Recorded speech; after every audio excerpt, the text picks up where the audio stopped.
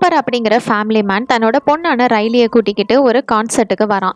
இந்த கான்சர்ட் வந்து 10,000 பீப்புளோட பயங்கர பிரம்மாண்டமாக வந்து ஏற்பாடு பண்ணியிருக்காங்க. ஆனால் வழக்கத்துக்கு மாறா இந்த கான்சர்ட் ஷோவில் நிறைய போலீஸ் வந்து குவிக்கப்பட்டிருக்கு.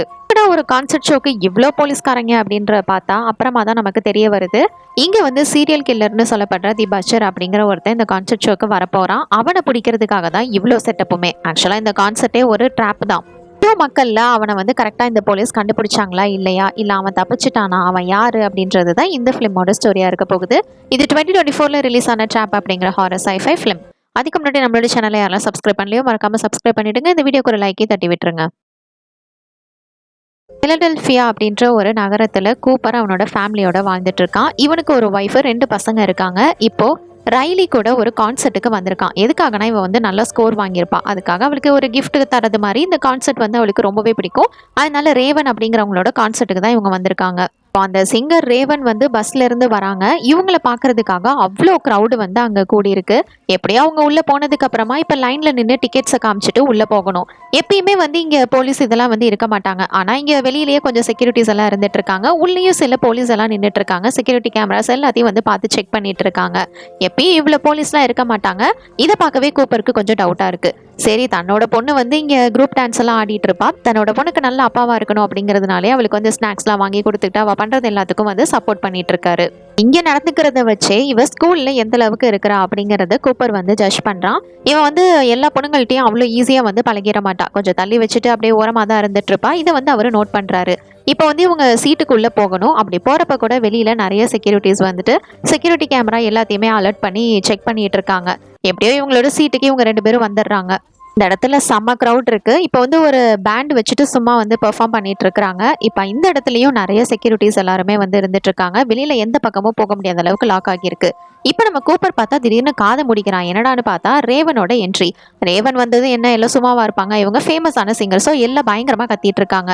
இப்போ இந்த கான்சர்ட் போயிட்டு இருக்கும்போது நான் கொஞ்சம் பாத்ரூம் போயிட்டு வரேன் அப்படின்னு சொல்லிட்டு நம்ம கூப்பர் வந்துட்டு ரெஸ்ட் ரூம் போறதுக்காக வெளியில வரான்.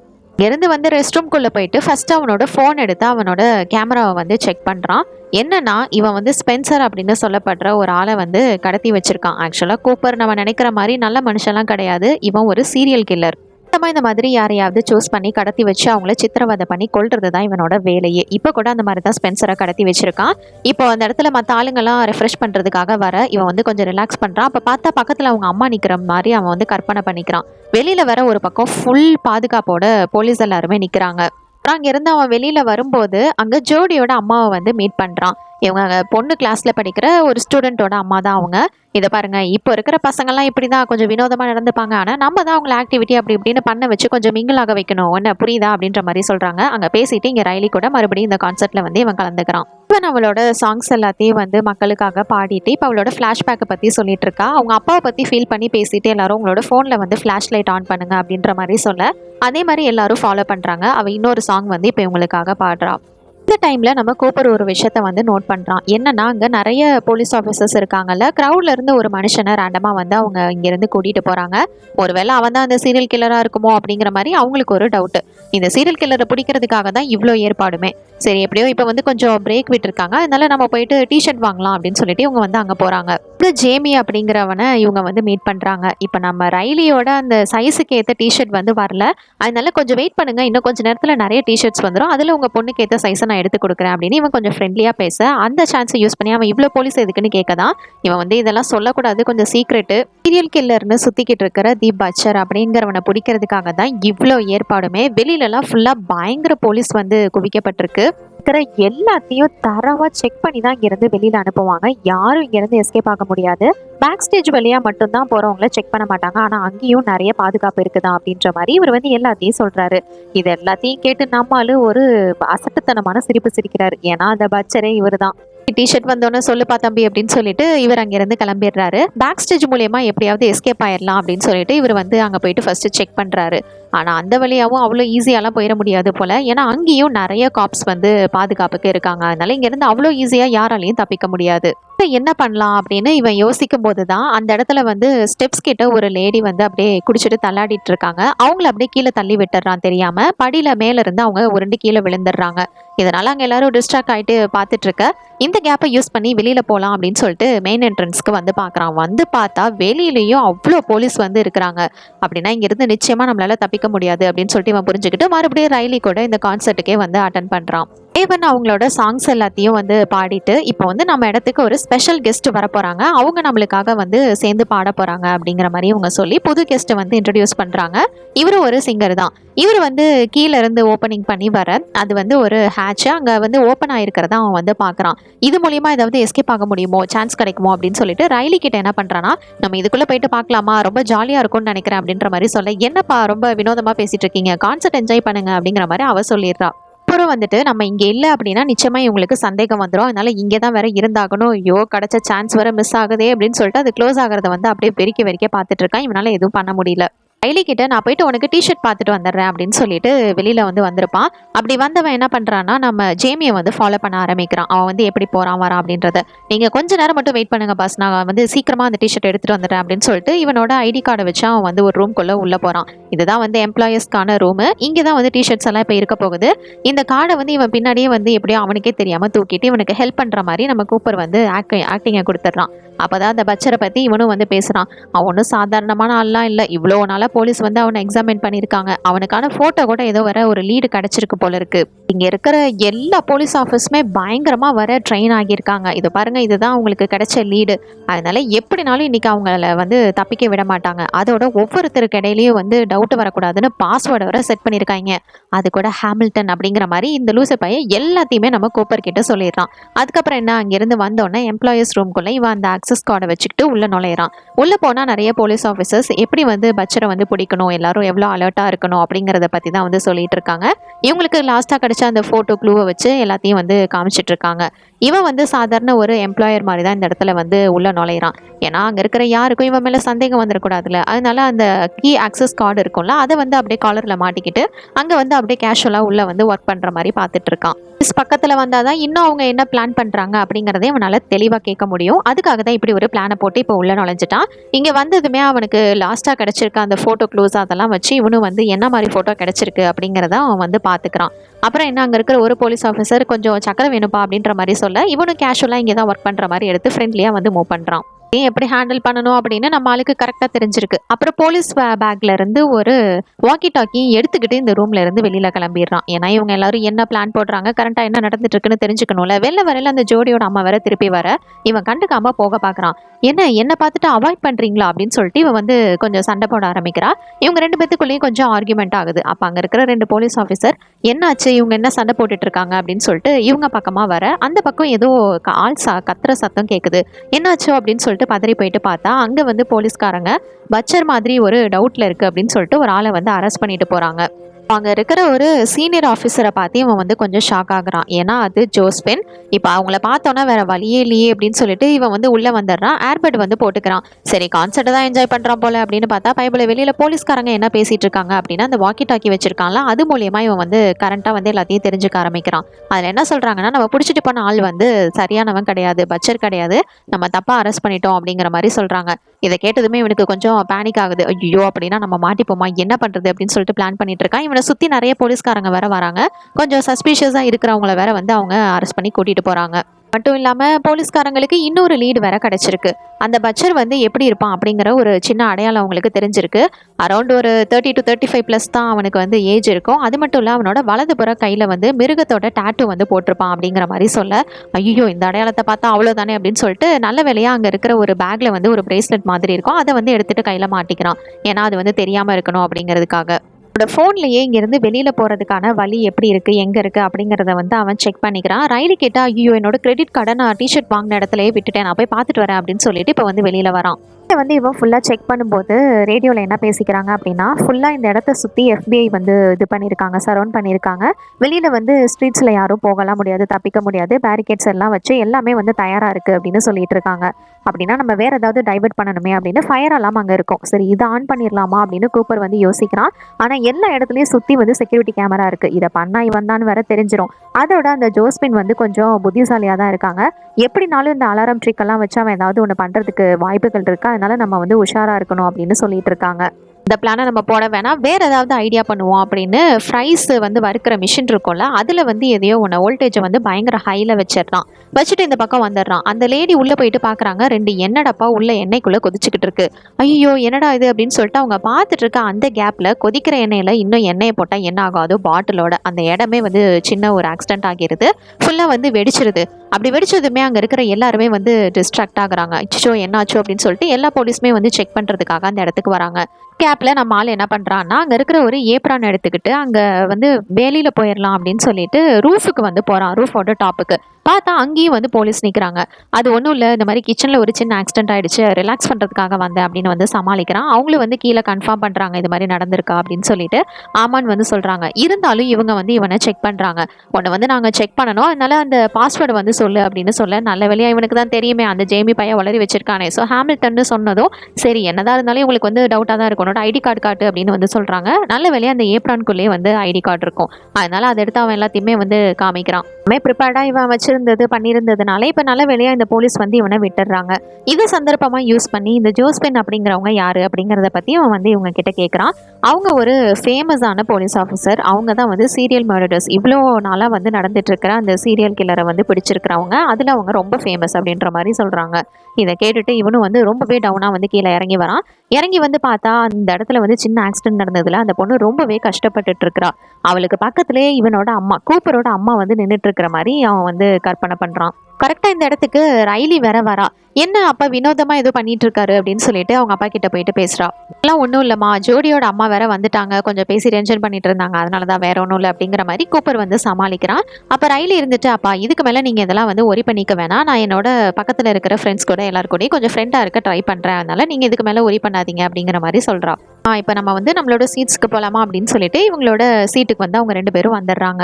வந்ததுக்கு அப்புறமா தான் ரைலி வந்து இப்போ ஒரு விஷயத்த சொல்கிறா. என்னன்னா, இப்போ வந்து சூப்பரான ஒரு விஷயம் நடக்க போகுது. ரேவன் வந்து இங்கே இருக்கிற ஆடியன்ஸில் ஒருத்தரை செலக்ட் பண்ணுவாங்க. அவங்க போய் அவங்க கூட ஸ்டேஜில் நின்று பெர்ஃபார்ம் பண்ணலாம். இது செம்ம வாய்ப்பில் எப்படி இருக்கும் அப்படிங்கிற மாதிரி நம்ம ரைலி வந்து அவங்க அப்பா கிட்ட சொல்லிட்டு இருக்கா. இதை ஒரு ஆப்பர்ச்சுனிட்டியாக யூஸ் பண்ணி அங்கே இருக்கிற க்ரௌடெல்லாம் மெயின்டைன் பண்ணுறதுக்கு ஒரு ஆள் இருப்பார்ல, அவர்கிட்ட போயிட்டு என்னோட பொண்ணு ரைலி, அவளுக்கு வந்து இப்போதான் ஒரு புற்றுநோய் வந்து சரியாகி இருக்கு, அவளை வந்து நான் இதை மாதிரி கூட பெர்ஃபார்ம் பண்ண வைக்கணும்னு நினைக்கிறேன் அப்படிங்கிற மாதிரி கேட்க, இவங்க பேசிட்டு இருக்கும்போது கரெக்டாக அந்த இடத்துக்கு போலீஸ் ஆஃபீஸர்ஸ்லாம் கிட்ட நெருங்கிட்டாங்க. ஆனால் நல்ல வேலையாக அந்த க்ரௌடோட லீடர் இருக்கார்ல, அவர் வந்து இதுக்கு ஒத்துக்கிறாரு. அதனால இவங்க 2 பேரும் அங்கிருந்து வந்து எஸ்கேப் ஆகிடுறாங்க. போலீஸ் எதையும் இவங்களை கேள்வி கேட்க முடியல. நான் வந்து உங்களுக்கு ஹெல்ப் பண்ணுறேன், நீங்கள் தான் கண்டிப்பாக அவங்க கூட பெர்ஃபார்ம் பண்ண போறீங்க அப்படிங்கிற மாதிரி சொல்ல, இதை கேட்டதும் நம்ம ரைலிக்கும் செம்ம சந்தோஷமாகிறது. வந்து போகிற வழியில் பேக் ஸ்டேஜுக்குள்ளே தான் வந்து போயாகணும். அதனால அங்கே இருக்கிற போலீஸ் ஆஃபீஸர்ஸ் எல்லாத்தையும் அந்த ஒரு ஆளே வந்து சமாளிச்சிடுறாரு. இவங்க அந்த இடத்துக்கு போனோன்னா ரைலிக்கே கொஞ்சம் நர்வஸாக இருக்குது. அதுக்கப்புறம் என்ன ஸ்டேஜுக்கு போயிட்டு நம்ம ரேவன் கூட சேர்ந்து அவளும் வந்து பயங்கரமாக பெர்ஃபார்ம் பண்ணுறா. என்னதான் இவனை சுற்றி ஃபுல்லாக போலீஸ் அப்படி இப்படின்னு குவிக்கப்பட்டிருந்தாலும் தன்னோட பொண்ணு இவ்வளோ சந்தோஷமாக ஸ்டேஜில் அது ரேவன் கூட பெர்ஃபார்ம் பண்ணுறது இவனுக்கு ரொம்பவே சந்தோஷமாக இருக்குது. கூட்டத்தில் இருக்கிற ஜோடியும் அவளோட அம்மாவும் இதை பார்த்து பயங்கரமாக வந்து கோவப்பட்டு பொறாமப்பட்டுட்டு இருக்காங்க. இவ சந்தோஷமாக வந்து பெர்ஃபார்ம் பண்ணுறா. எல்லாமே சாங் எல்லாம் முடிஞ்சதுக்கு அப்புறமா அந்த இடத்துல ஒரு பொண்ணு வந்து கொஞ்சம் கொலாப்ஸ் ஆகிடுறா, கீழே விழுந்துடுறா, கொஞ்சம் மயக்கம் விழுந்து.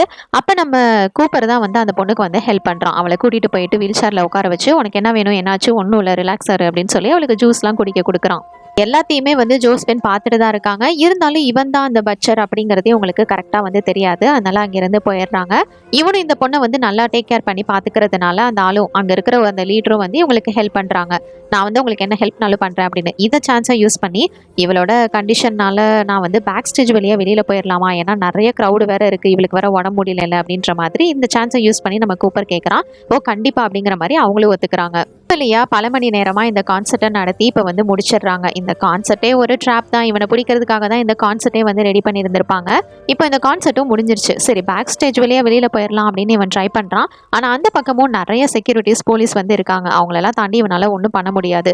என்ன பண்ணலாம் அப்படின்னு அங்கேயும் இங்கேயும் நம்மளால உலர்த்திட்டு இருக்கும் போது தான் அந்த ஜோஸ்பின் வந்துட்டு ராவன் கிட்ட கூப்பரை பற்றி வந்து சொல்லிட்டு இருக்காங்க. அதாவது அந்த பச்சர் வந்து எப்படிப்பட்ட ஆள் அப்படிங்கிற மாதிரி சொல்லிட்டு, இங்கே வந்திருக்கிற ஒவ்வொரு கஸ்டமர்ஸோட ஃபோட்டோஸ் எல்லாத்தையுமே நாங்கள் வந்து கேப்சர் பண்ணியிருக்கோம்.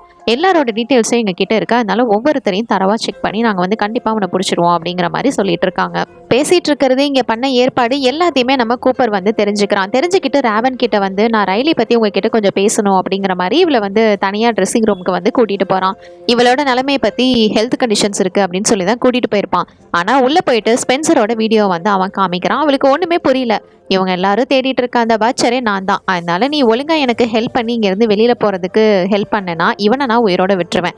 இல்லைனா இவன் இருக்கிற இடத்துல கார்பன் மோனாக்சைடு கேஸை வந்து லீக் பண்ணிடுவேன். இதனால் அவன் அநியாயமாக செத்து போயிடுவான். இப்போ இவனோட உயிர் உன் கையில் தான். எனக்கு ஹெல்ப் பண்ணுறியா, நீ ரெடியா அப்படிங்கிற மாதிரி இவகிட்ட கேட்க இவளுக்கும் வேற வழியே இல்லை. ஏன்னா அந்த மனுஷன் வந்து யாருன்னே தெரியாது. இருந்தாலும் இவன் வந்து ஹெல்ப் பண்ணணும், காப்பாற்றணும்னு நினைக்கிறா.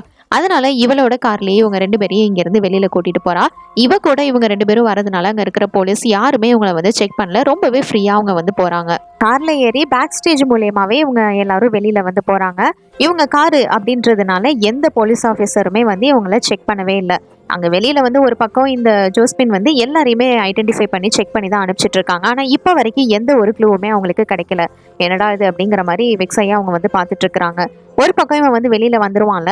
வந்ததுக்கு அப்புறமா எங்களை வந்து இந்த மாதிரி ஒரு இடத்துல ட்ராப் பண்ணிடுங்க அப்படின்ற மாதிரி இவன் வந்து சொல்ல, ஆனால் நம்ம ரேவன் வந்து கிளவராக என்ன யோசிக்கிறாங்கன்னா, நான் வந்து உங்களோட வீட்டுக்கு வரலான்னு யோசிக்கிறேன் அப்படிங்கிற மாதிரி இவன் வந்து சொல்கிறான். ஓ அப்படியா அப்படின்னு சொல்லிட்டு நம்ம ரைலிக்கு ரொம்பவே சந்தோஷமாகிறது. அப்படின்னா இதை பற்றி நான் எங்கள் அம்மா கிட்ட கன்ஃபார்ம் பண்ணிடுறேன் அப்படின்னு சொல்லிட்டு அவங்க அம்மா கிட்ட இதை பற்றி இன்ஃபார்ம் பண்ணிடுறா. இன்ஃபார்ம் பண்ணிட்டு இவங்களை வந்து இப்போ வீட்டுக்கு கூட்டிகிட்டு போகிறாங்க. அவருக்கு இந்த சிச்சுவேஷனை எப்படி ஹேண்டில் பண்ணுறது அப்படின்னு ஒன்றும் புரியல. இருந்தாலும் அவன் வந்து கொஞ்சம் தைரியமாக தான் உட்காந்துருக்கான். எப்படியோ இங்கே வீட்டுக்கு வந்துடுறாங்க. வந்தோடனே ரேச்சல் இவர் தான் வந்து அவளோட ஒய்ஃபு மீட் பண்ணுறாங்க. இவங்களுக்கு இன்னொரு பையனும் இருக்கான். இவங்க ஃபேமிலியை பார்த்ததும் நம்ம ரேவனுக்கு ரொம்பவே சந்தோஷம். இவங்களுக்கும் ரேவன் வந்து இந்த மாதிரி வீட்டுக்கு வந்ததில் பயங்கர சந்தோஷம். வீட்டுக்குள்ளே வரதுக்கு முன்னாடியே இந்த கூப்பர் இருந்துட்டு ஏதாவது தப்பாக பண்ண முயற்சி பண்ண அதுக்கப்புறம் அந்த ஸ்பென்சரோட உயிர் அவ்வளோதான். அதனால ஒழுங்காக வந்து சேஃப் ஆயிரு அப்படின்ற மாதிரி சொல்லி தான் உள்ளே கூட்டிகிட்டு வரான். உள்ளே வந்ததுக்கப்புறமா அவங்களுக்கு குடிக்கிறதுக்கு காஃபி, சாப்பிட்றதுக்கு ஸ்நாக்ஸ் அப்படி இப்படின்னு கொடுத்துட்டு நிறைய விஷயங்கள் வந்து ஷேர் பண்ணுறாங்க. ரேச்சல் இருந்துட்டு உங்கள் கான்செப்ட் எப்படி போணுச்சுன்னு கேட்கும்போது தான் இந்த கான்செப்டே ஒரு ட்ராப் தான். இதை வந்து தி பச்சர் அப்படின்னு சொல்லப்படுற ஒரு சீரியல் கில்லரை பிடிக்கிறதுக்காக தான் எங்களோட FBI அந்த ஏஜென்ட்ஸ் எல்லாரும் அவனை பற்றின ஒரு லீட் கிடச்சி தான் இந்த கான்செப்டே வந்து ரெடி பண்ணாங்க. அவனோட இன்னொரு ஃபேக் ஹவுஸில் இந்த டிக்கெட் வந்து இருந்திருக்கு. அதை வச்சு தான் அவனை பிடிக்கிறதுக்கு வந்து முயற்சி பண்ணாங்க. அதோட அவன் எப்படி இருப்பான் அப்படிங்கிறதையும் ஓரளவுக்கு எக்ஸாமின் பண்ணிட்டாங்க. 30 to 40 தான் அந்த ஆள் இருப்பான். டார்க் கலரில் அவன்கிட்ட ஒரு கார் இருக்குது. அதோட அவனுக்கு OCD வேற இருக்குது. அவங்க அம்மாவோட ஸ்கேரியான ஒரு ரிலேஷன்ஷிப்பும் இருக்குது அப்படிங்கிற மாதிரி இவனை பற்றி எல்லாத்தையும் இவங்க வந்து சொல்கிறாங்க. இது ஒன்னொன்னையும் கேட்க கேட்க நம்ம கூப்பருக்கு சுத்தமாக முடியல. இங்கே இருக்கிறதே அவனுக்கு வந்து ஒரு மாதிரி ஃபீல் ஆகுது. சரி ஓகே டைம் ஆயிடுச்சு, நீ இவங்க வந்து வீட்டுக்கு போகணும், அதனால இங்கேருந்து கிளம்பலாம் அப்படின்ற மாதிரி அவன் டைவர்ட் பண்ணுறான். கொலகாரன் இப்படி இருக்கான், எப்படி இங்கேருந்து போக முடியும்? அந்த இடத்துல வந்து பியானோ இருக்கும். சரி நான் வந்து இங்கே உங்களுக்கு ஒரு சாங் வந்து ப்ளே பண்ணி காமிக்கிறேன் அப்படின்னு சொல்லிட்டு இவன் வந்து ரைலியும் கூட கூட்டிக்கிட்டே வந்து ப்ளே பண்ணுறான் அந்த சாங்கை. இவளோட ஃபோன் வந்து இவகிட்ட இருக்காது. அதனால ரைலியோட ஃபோனை வந்து இவ சாங் பாடிட்டு இருக்கும் போதே அவளுக்கு தெரியாம எடுத்து வச்சுக்கிறா. இப்போ நம்ம ஒரு செல்ஃபி எடுக்கலாமா அப்படின்னு ரேவன் கேட்கும்போது இவளோட ஃபோனை வந்து பார்க்குறா. ரைலியோட ஃபோன் வந்து அங்கே இல்லை. அதனால கூப்பர் கையில் வந்து ஃபோன் இருக்கும்ல, அதை தான் வாங்கி செல்ஃபி எடுக்கலாம் கொடுங்க அப்படின்னு சொல்லிட்டு இவ வந்து செல்ஃபி எடுக்கிறா. இப்போ ஃபேமிலியோட இவ செல்ஃபி எடுத்ததுக்கு அப்புறமா சரி நான் ரெஸ்ட் ரூம் யூஸ் பண்ணணும் அப்படின்னு சொல்லிட்டு இந்த ஃபோனோட அவ வந்து ரெஸ்ட் ரூம்குள்ளே போயிடுறா. இவ உள்ளே போனதுமே நம்ம கூப்பர் இருந்துட்டு வெளியில் வந்துட்டு ஒழுங்கா கதவை தர ரேவன் அப்படின்ற மாதிரி தட்டிட்டு இருக்கிறான். இவன் இப்படி வினோதமாக நடந்துக்கிறான் அப்படின்னு சொல்லிட்டு அவங்க ஃபேமிலி மெம்பர்ஸ்க்கே கொஞ்சம் வினோதமாக படுது. என்னாச்சு உங்களுக்கு அப்படின்னு சொல்லிட்டு இவன் ரெஸ்ட் ரூம்குள்ளே வந்துட்டு கொஞ்சம் டைமிங் தான் இருக்குது. அதனால இவனோட ஃபோனை ஃபஸ்ட்டு வந்து அன்லாக் பண்ணுறா. அப்படி அன்லாக் பண்ணதுமே உள்ளே வந்து அந்த ஸ்பென்சர் இருக்கான். இதை பாரு ஸ்பென்சர், என்ன தெரியுதா, நான் இங்கேருந்து பேசிகிட்டு இருக்கேன், நீ எங்கே இருக்க என்னன்ற ஏதாவது ஒரு சின்ன ஐடியா உனக்கு இருக்கா அப்படிங்கிற மாதிரி இவன் வந்து கேட்குறா. அதுக்கு அவனும் இருந்துட்டு இது மாதிரி டோர் கலர் இந்த மாதிரி இருந்தது, பக்கத்தில் ஒரு ஸ்டாச்சு இருக்குது அப்படின்ற மாதிரி கொஞ்சம் அடையாளத்தை வந்து சொல்கிறான். சரி எப்படியாவது இவனை வந்து சேவ் பண்ணணும் அப்படின்னு சொல்லிட்டு நீ அங்கே சேஃபாக இரு, கண்டிப்பாக உன்னை வந்து காப்பாற்றுவோம் அப்படின்னு சொல்லிட்டு இவன் வந்து இவளோட ஃபோனில் ஒரு லைவ் வீடியோ பண்ணுறா. என்னன்னா அந்த பச்சரோட வீட்டில் தான் நான் இப்போ இருக்கேன், ஸ்பென்சர் அப்படின்னு சொல்லப்படுற ஒரு ஆளை வந்து கடத்தி வச்சிருக்கான். இந்த கலர் டோரு, அங்கே வந்து ஒரு ஸ்டாச்சு இருக்கும், இது தெரிஞ்சா நீங்கள் போய் அவனை உடனே சேவ் பண்ணுங்க அப்படிங்கிற மாதிரி இவன் வந்து லைவாக ஒரு வீடியோ போட்டுட்டு இருக்கா. அதை நிறைய மக்களும் பார்க்குறாங்க. அதே மாதிரி இவனோட டிரைவருக்கும் வந்து இவன் மெசேஜ் அனுப்பிடுறா, போலீஸை கூப்பிடுங்க அப்படின்னு சொல்லிட்டு. கண்டிப்பாக அவர் வெளியில தான் வெயிட் பண்ணிட்டு இருந்திருப்பாரு, இவளுக்கு வந்து ஹெல்ப் பண்ணுவார் அப்படின்னு சொல்லிட்டு இவன் வந்து மெசேஜ் பண்ணிடுறா.